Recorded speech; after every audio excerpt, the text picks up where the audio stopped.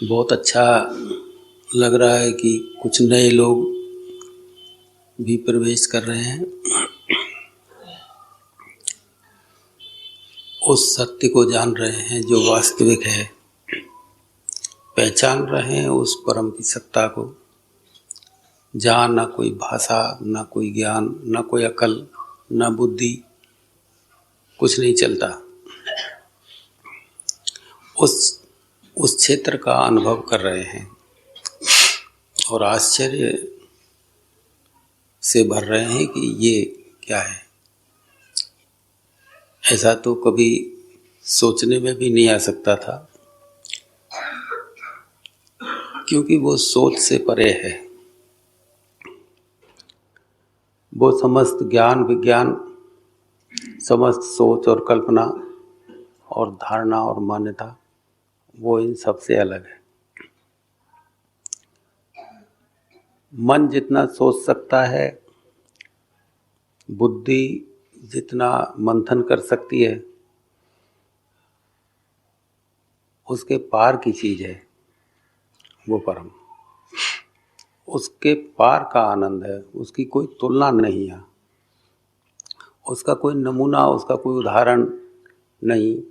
ये नहीं कहा जा सकता कि ऐसा आनंद है, ये नहीं कहा जा सकता कि ऐसा सुख है, ये नहीं कहा जा सकता कि ऐसे दृश्य हैं, ऐसा माहौल है, कुछ भी नहीं कहा जा सकता।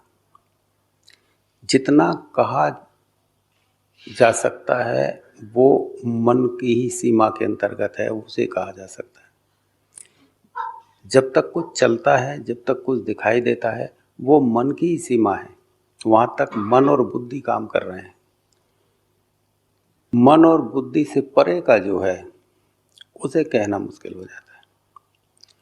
कहा जाता है, रास्ते का वर्णन किया जाता है, रास्ता है लंबा, उसका यात्रा का वर्णन करते हैं, बताते हैं, लेकिन जहाँ तक बताने में आता है वो मन का ही विस्तार है। मन, बुद्धि, चित्त, अहंकार, इन सब का ही विस्तार है।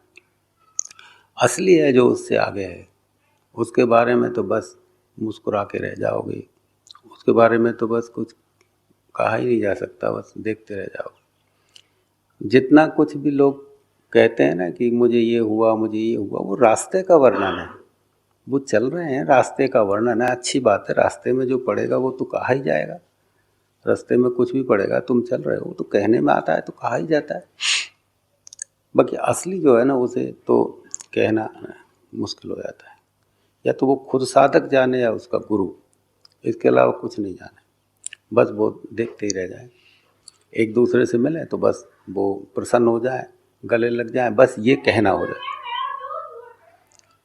बस गले मिल गए, मुस्कुरा गए, बस यही है कहना सुनना। बस कह दिया बहुत कुछ, उसकी मुस्कुराहट ने बहुत कुछ कह दिया।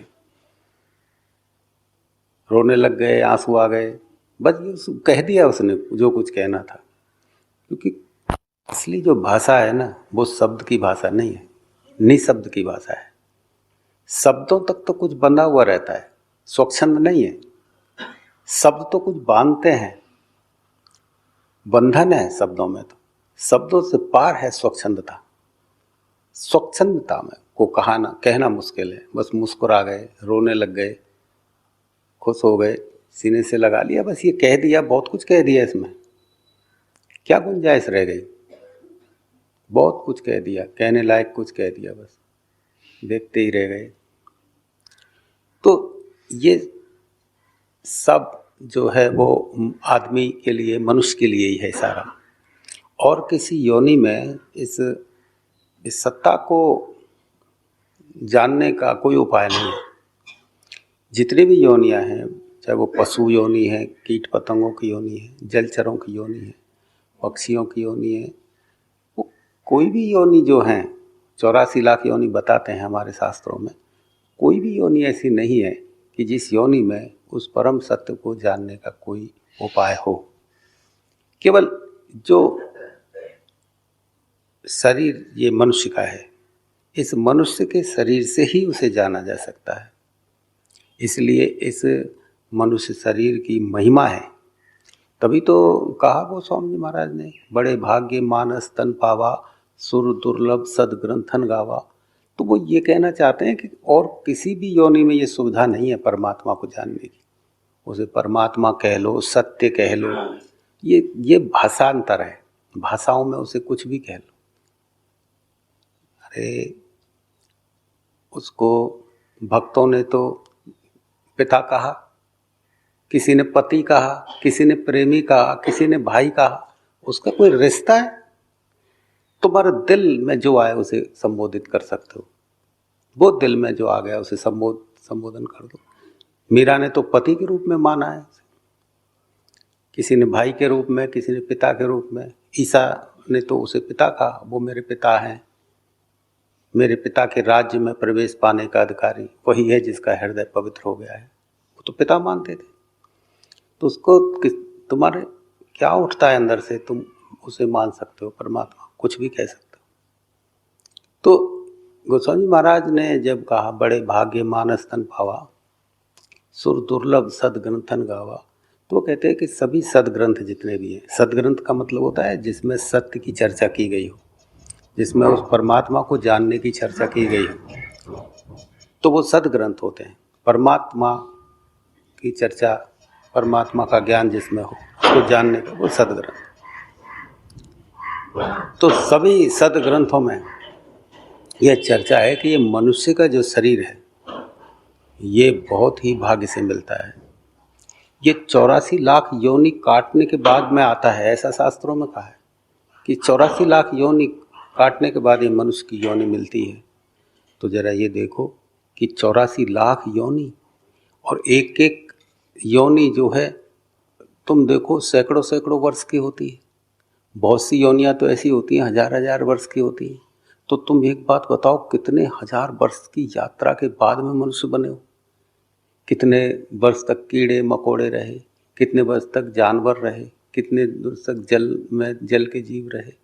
करोड़ों वर्षों की यात्रा के बाद मनुष्य जीवन मिला है, और आप इसे तेरी मेरी मिथ्या इधर उधर की बातों में गंवाए चले जा रहे हैं, व्यर्थ में गंवाए चले जा रहे हैं। इसका कोई मूल्य ही नहीं समझ रहे। जो फिर से चला जाना है 70 80 100 साल बाद, फिर मर जाना है, फिर उसी 84 लाख योनि में चले जाना है, उसके लिए तुम इतनी हाथापाई कर रहे हो, इतना माथापच्ची कर रहे हो, उसे भुला के। अरे उसको याद रख के ही कर लो ये सब कुछ, क्या बिगड़ जाना है? जब कुछ साथ नहीं जाना, अंततः परमात्मा ही शेष रहना है, तो उसी को समझ के सब कुछ कर लो। हे मालिक तेरा है सब कुछ। इतना अहंकार किसके लिए है? तो गोस्वामी महाराज कहते थे कि और किसी भी योनि में ये उसको जानने का कोई उपाय नहीं है, सिर्फ मनुष्य योनि में। बड़े भाग्य मानस तन पावा, बड़े भाग की बात है, आप बड़े ही भाग्यशाली हैं, इतने उच्च कोटि के भाग हैं कि मनुष्य का शरीर मिला है। क्यों? इसलिए नहीं कि आप पढ़ लिए, लिख लिए, बच्चे पैदा कर लिए, मकान जायदाद बना ली, सबसे बड़ा नाम कर लिया। ये गोस्वामी महाराज इस फालतू की बकवास के लिए नहीं लिखेंगे। ये तो तुम समझते हो कि मेरे इतने मकान हैं, इतनी जायदाद है, इतना मेरे पास पैसा है, औरों से ज़्यादा मैं तन के चल सकता हूँ। जरा देखो, जब तुम्हारे पास कुछ नहीं था तो कैसे चलते थे तुम? तुम्हारी चाल और तुम्हारे चेहरे का अंदाज तुमको है, और आज तुम कैसे चलते हो और चेहरा कैसे तनाते हो। क्या है फर्क पड़ा? कुछ होने का अहंकार हुआ। तो इसलिए नहीं है जिसको तुम होना समझ रहे हो, इस संसार की उपलब्धियों को लेकर के समझते हो कि मनुष्य जन्म बड़ा अमोल है, सब कुछ पा लिया है, बड़ा भाग्यशाली है मनुष्य का जन्म। नहीं नहीं, ऐसी बात नहीं है। मुख्य चीजें जो तुम करते हो वो जानवर भी करते हैं। वो भी अपना घर बना लेते हैं, घोंसले बना लेते हैं, जमीन खोद के वो भी रहते हैं, वो भी उनको छोटा मोटा, वो बच्चे पैदा करना वो भी सीख, वो कोई क्लास में नहीं जाते बच्चे पैदा सीखने के लिए, ट्रेनिंग नहीं ली जाती है। वो कहाँ से सीखते हैं? प्रकृति अपने आप सिखाती है। परिवार को पालना प्रकृति सिखाती है, तुम नहीं सीखते कुछ भी। तुम शिक्षा लेकर के, पढ़ लिख करके, पैसा कमा कर भी वही काम तो कर रहे हो। उन्हीं कामों के लिए तो पैसा कमा रहे हो तुम, कि ज़्यादा से ज़्यादा आप सुख प्राप्त कर सकें। और किस लिए कर रहे हो?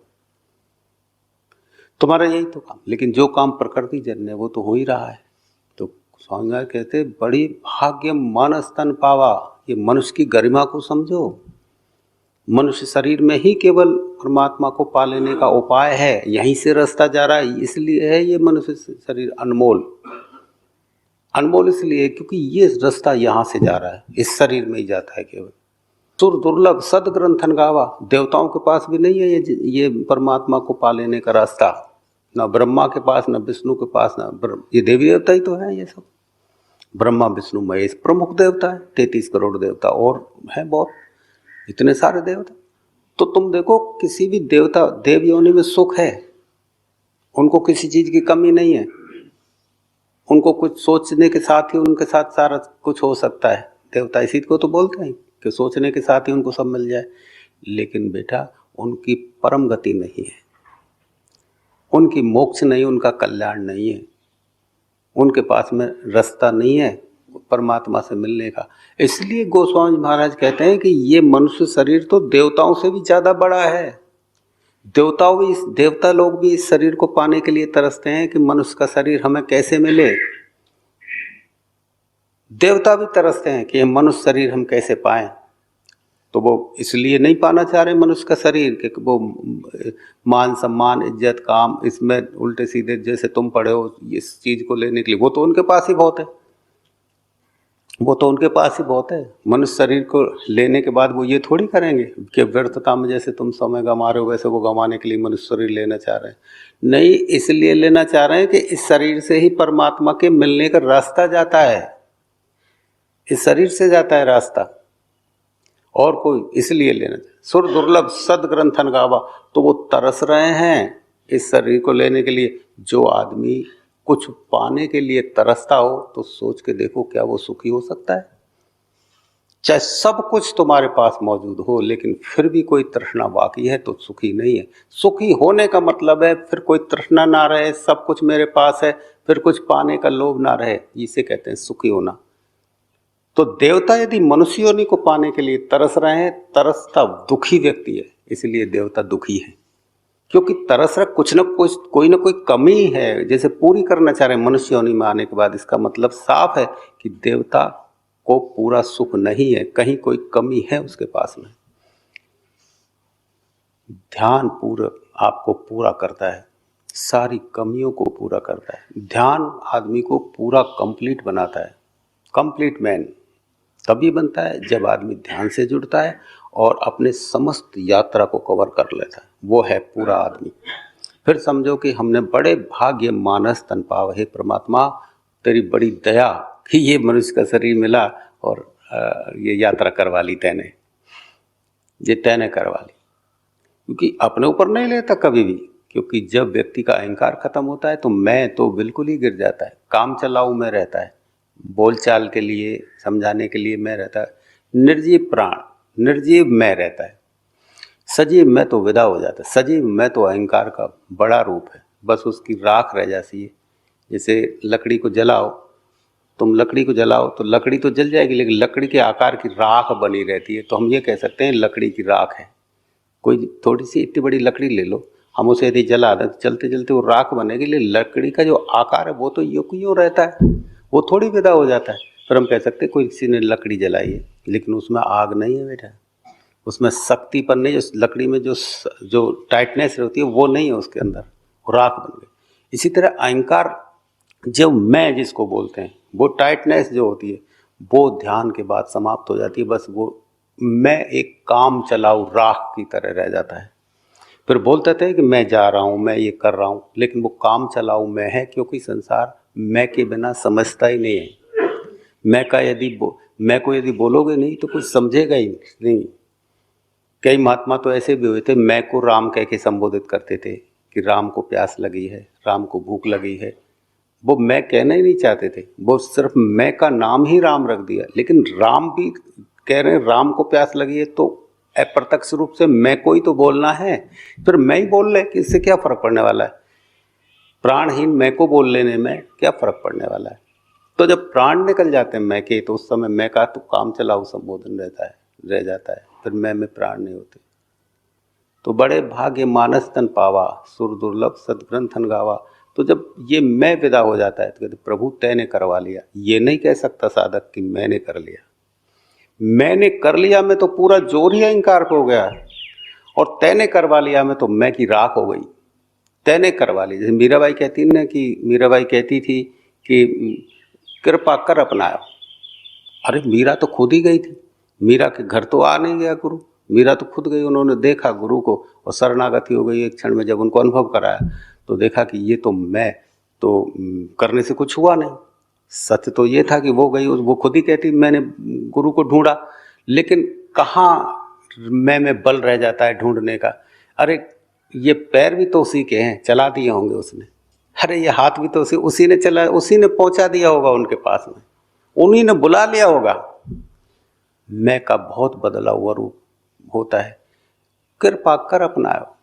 हे प्रभु तुम्हारी कृपा हो गई कि तुमने बुला लिया मुझे। ये मैं के निकल गए प्राण यहाँ। मैं तो ये कहता कि मैं गया हूं, मैंने किया ऐसा, मैं गया, मैंने ढूंढा। मीरा कहती नहीं, मैं कहाँ ढूंढ सकती थी, मेरे पास मैं की इतनी कहाँ है प्रबलता। प्रभु आपकी बड़ी दया हुई, कैसा जाल फेंका कि फट से पकड़ लिया और मुझे बुला लिया अपने पास में। मुझे बोल कृपा कर अपना, आपने कृपा करके मुझे अपना लिया। नहीं मेरे में इतनी सामर्थ्य कहाँ है, मैं तो बिल्कुल ही पापन हूँ, मेरे अंदर तो इतने पाप भरे पड़े हैं, मेरे अंदर अच्छा ही है का, लेकिन उन सभी पापों पे पर्दा डाल के प्रभु आपने मुझे अपने पास बुला लिया। और बुलाते ही वो आग जला दी जिस आग में सब नजर आ जाता है, उस रोशनी में सब नजर आता है, वो दीपक जला दिया। कृपा पायो जी मैंने राम रतन धन पाया, और वो रतन धन उसकी रोशनी में मुझे सब नजर आ गया। उस रतन की रोशनी में सब रतन सब सब सब नजर आ गया, सारा नजर आ गया। तो मैं कि जब प्राण निकलते हैं तो बेटा फिर इस तरह का व्यक्ति हो जाता है कि तू पे जोर रहता है, उसने कर दिया। तू पे भी नहीं रहता, उसने, थर्ड पर्सन हो जाता है फिर, उसने कर दिया, उसने कर दिया। मैं और तू दोनों ही अहंकार के रूप हैं, वह उसने कर दिया। तो ये सारी चीजें कब पैदा होंगी, जब सचेतना पैदा होगी तुम्हारे अंदर।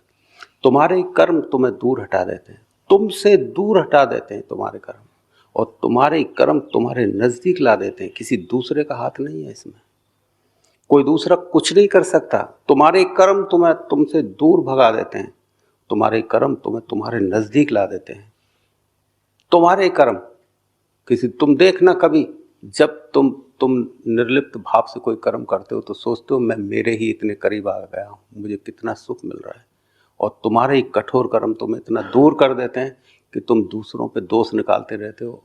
लेकिन दूसरों पे दोष निकाल के देखो कि तुम भी तुमसे कितने दूर हो गए हो। ये अंदर झांक के देखो कि ये क्या हुआ, मैं अपने से कितना दूर निकल गया हूं।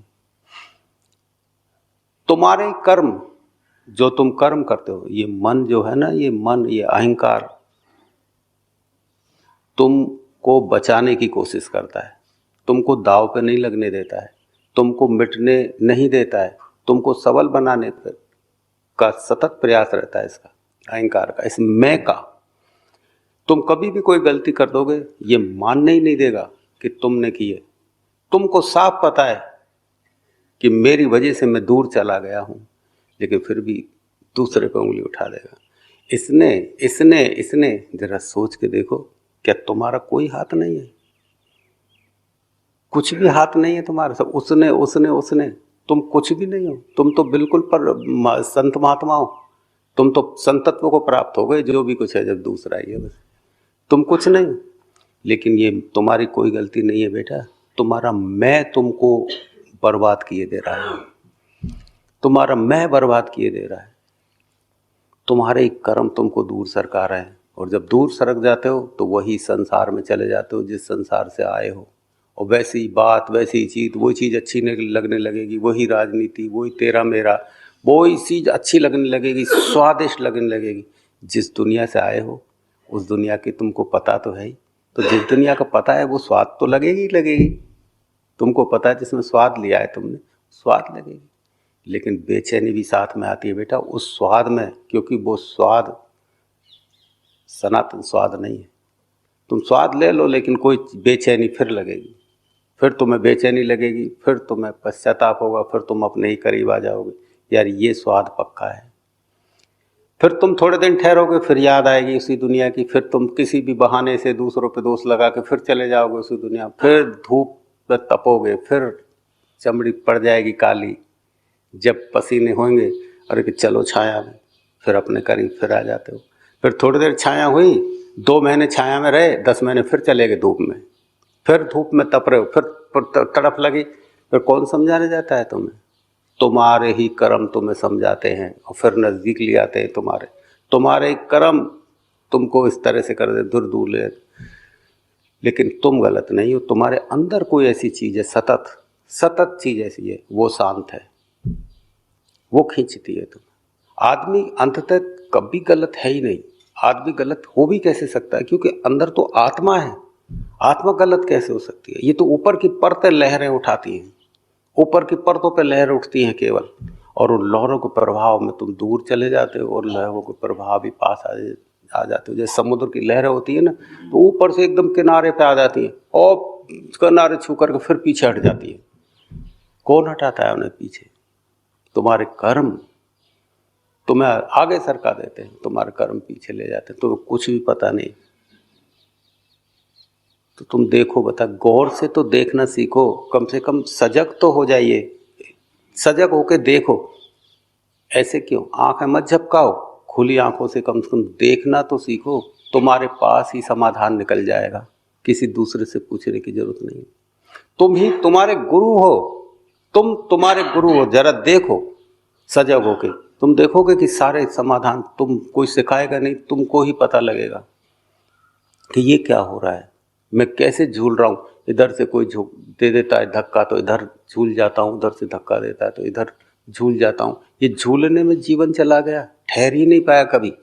इधर से धक्का दिया इधर आ गया, इधर से धक्का दिया इधर आ गया, ठहर ही नहीं पाया, ठहर के देख ही नहीं पाया कुछ भी।